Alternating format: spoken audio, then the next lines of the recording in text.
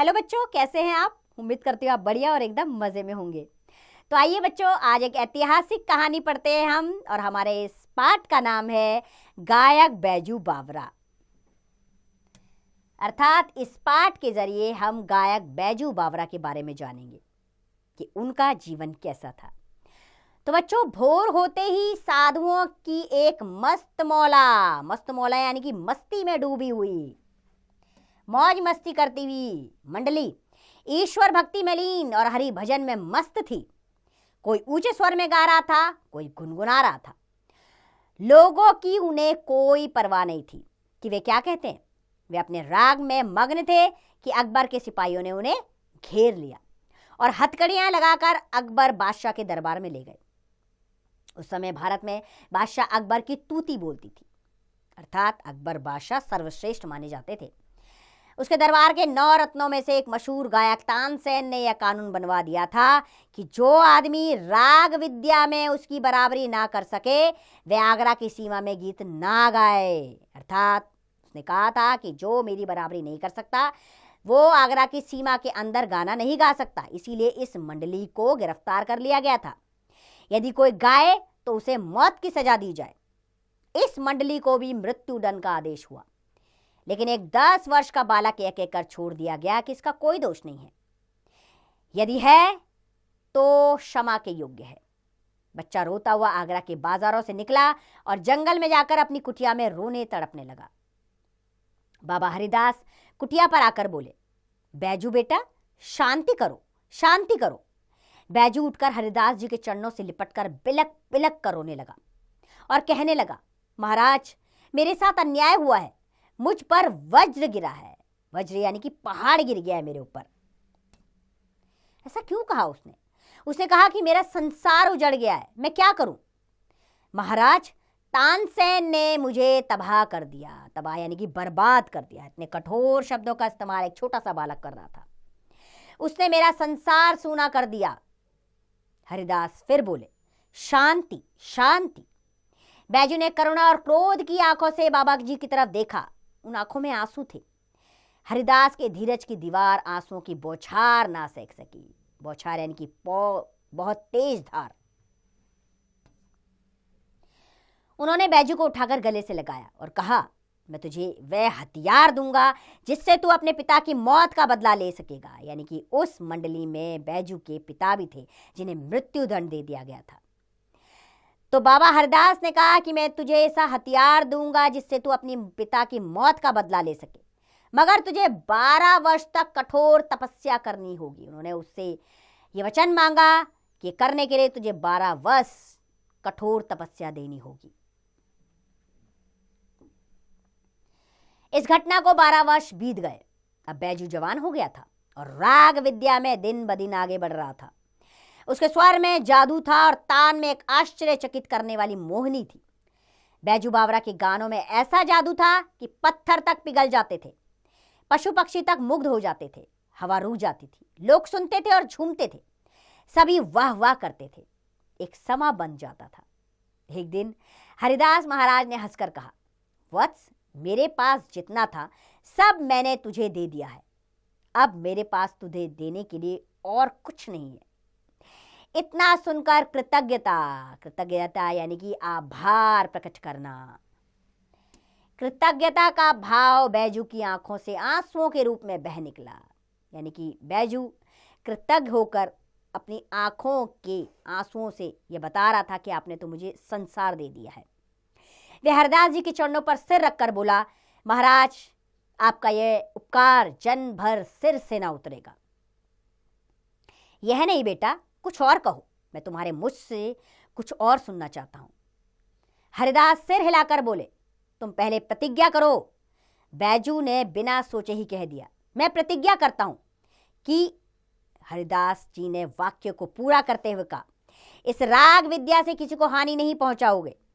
यह सुनकर बैजू खून का घूंट पीकर रह गया, मगर गुरु के सामने उसके मुंह से एक शब्द न निकला। गुरु गुरु था, शिष्य शिष्य था। शिष्य गुरु से वाद विवाद करे यह भारत की मर्यादा ना थी। यानी कि भारत इसमें अपना सम्मान नहीं समझता। कुछ ही दिन बाद एक सुंदर नवयुवक साधु आगरा के बाजारों में गाता हुआ जा रहा था। लोगों ने समझा इसकी भी मौत आ गई है। यह समाचार नगर में जंगल की आग की तरफ फैल गया। सिपाही हथकड़ियां लेकर साधु की तरफ दौड़े, लेकिन पास आते ही सिपाही अपनी सुध बुध खो बैठते। अर्थात उसके राग को सुनकर सारे सिपाही भी मंत्रमुग्ध हो गए थे। उन्हें ना तो बादशाह के हुक्म की चिंता रही, ना अपने कर्तव्य का बोध। गाते गाते साधु धीरे धीरे चल रहा था।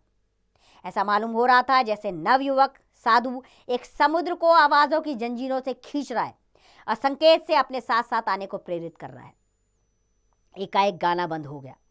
जादू का प्रभाव टूटा तो लोगों ने देखा कि वे तानसेन के महल के सामने खड़े हैं। अर्थात वो साधु सब लोगों को अपने साथ लेता हुआ महल पर पहुंच गया। तानसेन बाहर निकलकर नवयुवक से बोले, तो शायद आप ही के सिर पर मौत सवार है, यानी कि जुनून सवार होना, मौत को दावत देना। नवयुवक ने नम्रतापूर्वक कहा, मेरे दिल में जीवन का मोह नहीं है, मैं मरने के लिए हर समय तैयार हूं। सिपाहियों ने नवयुवक साधु के हाथों में हथकड़ियां पहना दी और उसे दरबार की ओर ले गए। दरबार की ओर से शर्तें सुनाई गई। कल प्रातःकाल नगर के बाहर वन में तुम दोनों का गान युद्ध होगा। गान युद्ध यानी कि गाने का युद्ध, अर्थात दोनों तरफ से गायन शैली होगी और जो जीतेगा वो विजयी होगा। अगर तुम हार गए तो तुम्हें मारने का तानसेन को पूर्ण अधिकार होगा और अगर तुमने उसे हरा दिया तो उनका जीवन तुम्हारे हाथ में होगा। नौजवान साधु ने शर्तें मंजूर कर ली। अकबर बादशाह ने आदेश दिया कि इसे प्रातःकाल तक सिपाहियों की सुरक्षा में रखा जाए। अगले दिन वन में दरबार लगा। अकबर सिंहासन पर और उसके सामने तानसेन और बैजू बावरा बैठे थे। बैजू के मुखमंडल पर तेज और आंखों में निर्भयता थी, अर्थात बिना डर की उनकी आंखें थी। तानसेन ने बैजू बावरा से संगीत विद्या के संबंध में कुछ प्रश्न किए। बैजू ने उचित उत्तर दिए। लोगों ने हर्ष से तालियां बजाई। हर व्यक्ति के मुंह से जय हो, बलिहारी बलिहारी की ध्वनि निकलने लगी। इसके बाद बैजू बावरा ने सितार हाथ में लेकर जैसे ही मधुर स्वर में गायन आरंभ किया, श्रोता ब्रह्मानंद में लीन हो गए, अर्थात सब मंत्रमुग्ध हो गए उसके गायन को सुनकर। पेड़ों के पत्ते तक निशब्द हो गए, अर्थात ऐसा लग रहा था पेड़ों से पत्तों ने हिलना भी बंद कर दिया। वायु रुक गई। सुनने वाले मंत्रमुग्ध वक्त सुधहीन, मंत्रमुग्ध वक्त यानी कि मंत्रमुग्ध होकर, सुधहीन यानी कि कोई भी सुध ना होना, सुधहीन हुए सिर हिलाने लगे। बैजू बावरा के कंठ से स्वर लहरियां फूट रही थी। कुछ हिरन कुलाचे भरते हुए बैजू बावरा के पास आकर खड़े हो गए। बैजू बावरा सितार बजाते रहे। यह नजारा देखकर लोग हैरान रह गए। हिरन मस्त और बेसुध थे। बैजू बावरा ने सितार एक और रख दिया और अपने गले से फूल मालाएं उतारकर उन्हें पहना दी। फूलों का स्पर्श पाकर हिरनों की तंद्रा भंग हुई, यानी कि वो नींद से जागे और वे चौकड़ी भरते घने वन में लौट गए। बैजू ने कहा, तानसेन मेरी फूल मालाएं यहां मंगवा दे तो मैं जानूं कि आप राग विद्या जानते हैं। तानसेन सितार में हाथ में लेकर उसे अपनी पूर्ण प्रवीणता यानी कि पूर्ण दक्षता के साथ बजाने लगे। यानी कि अब तानसेन की बारी थी, अब वो सितार बजाने लगे। ऐसी एकाग्रता यानी कि ध्यान लगाकर करना, एकाग्रता यानी कि ध्यान के साथ काम करना। एकाग्रता के साथ उन्होंने अब तक के जीवन में कभी ना गाया था और ना ही सितार बजाया था। वे थककर चूर हो गए। उन्हें अपने तन की भी कोई सुध ना थी। सितार के अतिरिक्त संसार में उनके लिए और कुछ ना था। आज उन्होंने ऐसा सितार वादन किया था जैसा पहले कभी ना किया था। उंगलियां दुख रही थी। लज्जा के मारे मुखमंडल लाल हो गया। आखिर खिसिया कर बोले, वह हिरन अचानक इधर आ निकले थे। राग की तासीर से ना आए थे। तासीर यानी कि राग से मंत्रमुग्ध होकर नहीं आए थे। हिम्मत है तो अब दोबारा बुला के दिखाओ। तानसेन ने कहा बैजू बावरा से कि तुम्हारे में हिम्मत है तो वापस उन हिरणों को बुलाकर दिखाओ। बैजू मुस्कुराए और धीरे से बोले, बहुत अच्छा, दोबारा बुलाता हूं। यह कहकर बैजू ने फिर से गाना आरंभ किया। एक बार फिर संगीत की लहरी वायुमंडल में लहराने लगी। फिर सुनने वाले संगीत सागर की तरंगों में डूबने लगे। हिरन बैजू के पास फिर आ गए। वह ही हिरन जिनकी गर्दन में बैजू के फूल मालाएं डाली थी। बैजू ने फूल मालाएं उतार ली और हिरन कूदते हुए जिधर से आए थे उधर ही चले गए। अकबर का तानसेन के प्रति अगाध यानी कि बहुत ज्यादा अंधा प्रेम जिसे कहा जा सकता है, अगाध प्रेम था। उनकी मृत्यु को निकट देखकर अकबर का कंठ भर आया। यानी कि अकबर तानसेन से बहुत प्रेम करते थे। अब उन्हें लगा कि तानसेन हार गए हैं तो अब उनकी मृत्यु निश्चित है। परंतु पराजय का दंड निश्चित हो चुका था। अकबर विवश हो गए और संक्षेप में निर्णय सुना दिया। बाजू बावरा जीत गया, तानसेन हार गए। अब तानसेन के प्राण बैजू बावरा के हाथों में थे। तानसेन कांपते हुए उठे, आगे बढ़कर बैजू के पांवों में गिर पड़े। जीवन में किसी पर दया न करने वाले तानसेन इस समय दया की भीख मांग रहे थे। मेरे प्राण ना लो, मुझे तुम्हारे प्राण लेने की चाह नहीं। तुम इस निष्ठुर यानी निर्दयी निष्ठुर कानून को निरस्त करवा दो कि आगरा की सीमाओं के अंदर गाने वाला तानसेन के जोड़ का ना हुआ तो मरवा दिया जाएगा, ये बैजू बावरा ने कहा। अकबर तुरंत बोले, यह नियम अभी इसी क्षण से रद्द किया जाता है। तानसेन बैजू बावरा के चरणों में गिरकर दीनता से कहने लगे, मैं ये उपकार जीवन भर न भूलूंगा।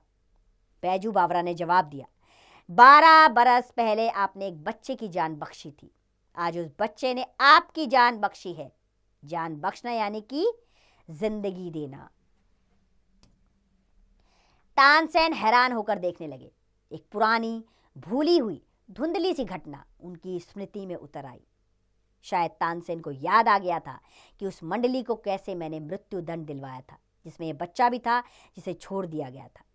आज वो बच्चा अपनी चाहत पूरी करने आया है। आज किसी न किसी तरह उसने बदला लिया, लेकिन एक बदला एक संतुष्टता के साथ, किसी के जीवन को कष्ट पहुंचाकर नहीं। केवल उसने सच्चाई के साथ अपनी बात समझाई है कि आपका कानून गलत था और इसे निरस्त होना चाहिए। ये काम उन्होंने करवा दिया था अपने मंत्र मुक्त करने वाले गायन के द्वारा। तो ये थे बैजू बावरा जो अपनी कला में परांपंग थे। तो बच्चों, बचपन ऐसा समय होता है जिसमें आप कला में निपुण हो सकते हैं। यानी कि आप किसी कला में माहिर होना चाहते हैं तो उसके लिए बचपन सही समय है। अर्थात उस कला का अभ्यास बचपन से ही शुरू कर दीजिए, जैसे बैजू बावरा ने किया है। देखिए, आगे जब आप यौवन अवस्था में आएंगे तब उस कला में पूर्णतः दक्ष हो जाएंगे। मुझे पूरी उम्मीद है बैजू बावरा के जीवन की कहानी से आप भी संतुष्ट रहे होंगे और आपको आनंदित करने वाली ये कहानी समझ में आई होगी। अब इसका अभ्यास कार्य आप स्वयं कीजिए।